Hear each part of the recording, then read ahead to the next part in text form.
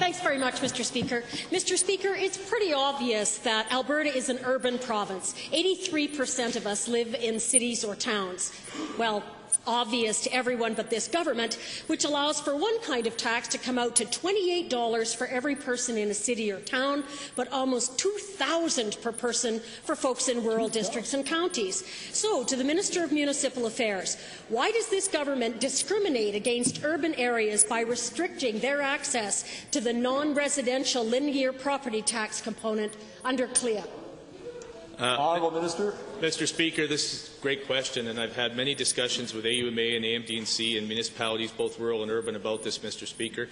Most municipalities work very hard to attract businesses, to attract industries, to build new subdivisions so they can grow their tax base, Mr. Speaker. And I know that there is some tension between municipalities on this particular type of revenue, Mr. Speaker, but I encourage municipalities to make sure that they work it out amongst themselves so that, because there isn't a single solitary individual, whether they live in a county or they live in a town, who isn't a member of a community. And every single bit of those resources, whether they come from rural or urban communities, need to go into supporting that community, and the solutions are best reached at a local level, Mr. Speaker. Honourable member.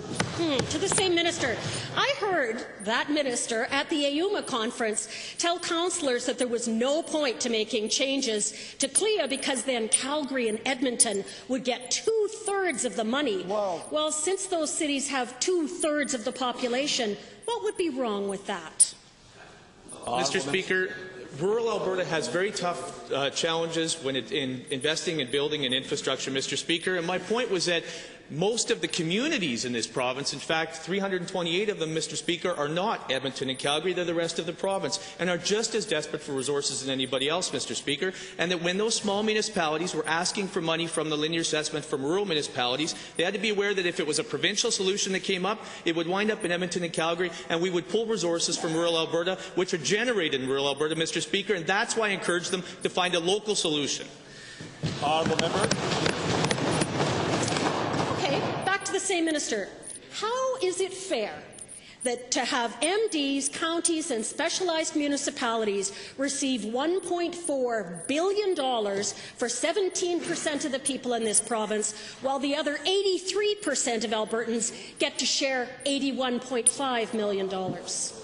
Honourable Minister. Mr. Speaker, this is the problem with sometimes the opposition puts this us versus them mentality into this discussion. And I've always said there is no us versus them. There is only us, Mr. Speaker. And it could be asked by rural Alberta why 17% of the population that lives in rural Alberta that has all the oil and gas revenue, does all the work, all the farms, all the agriculture and everything associated with it goes to support urban Albertans who sit in high-rise condos and don't necessarily contribute to the grassroots of this economy. I will not do us versus them.